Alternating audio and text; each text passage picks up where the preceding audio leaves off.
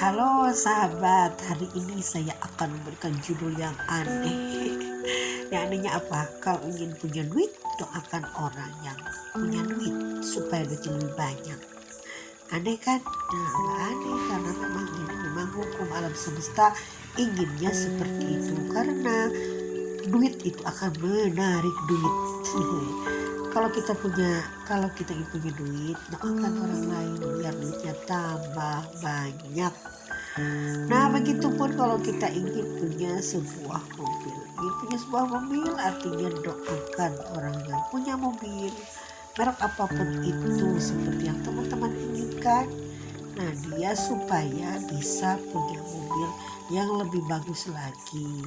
Nah, itu nanti mobilnya akan berpindah sama kita, berpindah tangan tapi lewat kekuasaan dan cara yang maha kuasa. Kebanyakan orang kalau melihat temannya atau tetangganya punya mobil, biasanya bukannya mendoakan supaya punya mobil lebih banyak, tapi malah gunjang-ganjing diomongin, wah ini dari mana dukunnya, dari mana ini babi ngepetnya gitu ya. Kadang-kadang kita negatif ya. Nah, ada juga yang misalkan ke orang punya duit, dari mana sih dia banyak duit, proyek apa gitu kan. Nah, ini mulai sekarang kita yang seperti itu. Jadi kalau kita ingin punya duit, doakan orang yang punya duit supaya lebih banyak duitnya. Nah, nanti kita juga akan lebih banyak karena apa? Duit menarik duit. Ketertarikan. Begitupun kalau kita ingin punya mobil, doakan orang yang memakai mobil, tak kecuali mobil lama, jadul atau baru ya. Jadi kita doakan saja, Tuhan,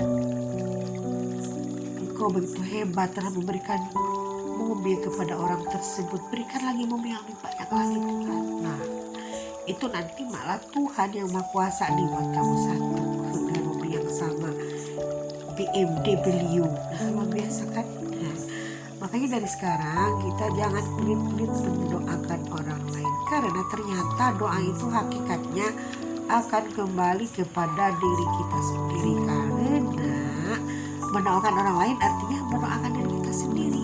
Seperti itu teman-teman katanya. Aduh, mohon maaf nih suaraku bindeng karena tadi aku mandi ya sore, nggak enak banget gitu, gerah kan.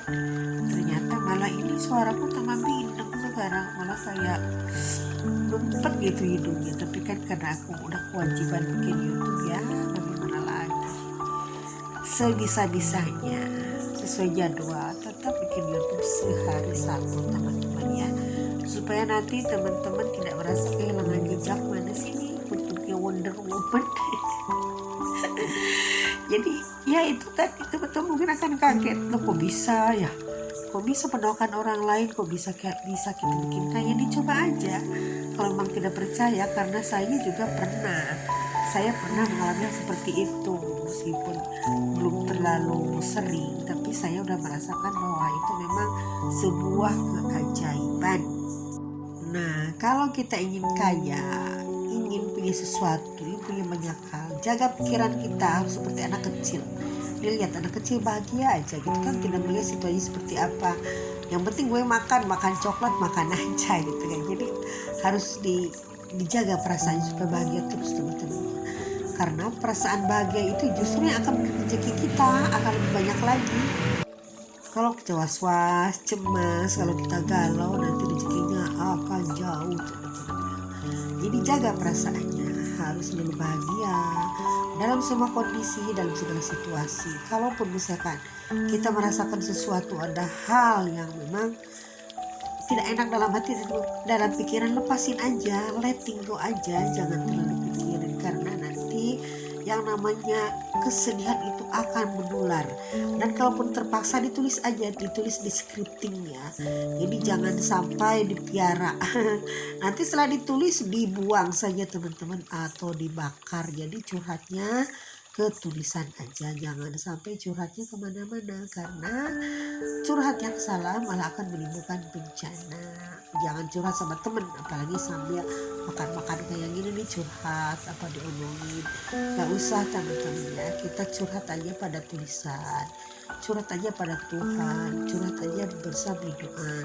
Jangan sesekali dicurhat, apalagi di meja makan kayak gini, lagi party, lagi pesta, jadinya curhat aja, ngecurhat nggak boleh, kecuali bicara tentang bisnis ya, bicara tentang kebaikan. Kalau curhat aja untuk ngomongin orang lain, apalagi tuh nggak usah. Jadi kita harus tetap menjaga kondisi situasi dan emosi. Jadi ternyata kayak ini mudah ya, semudah kita mendoakan orang lain tentunya.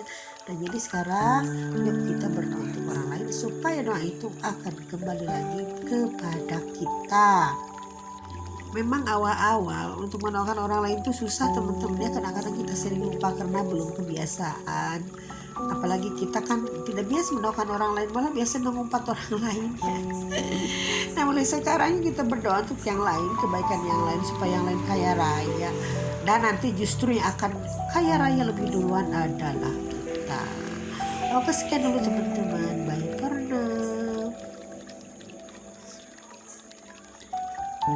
now.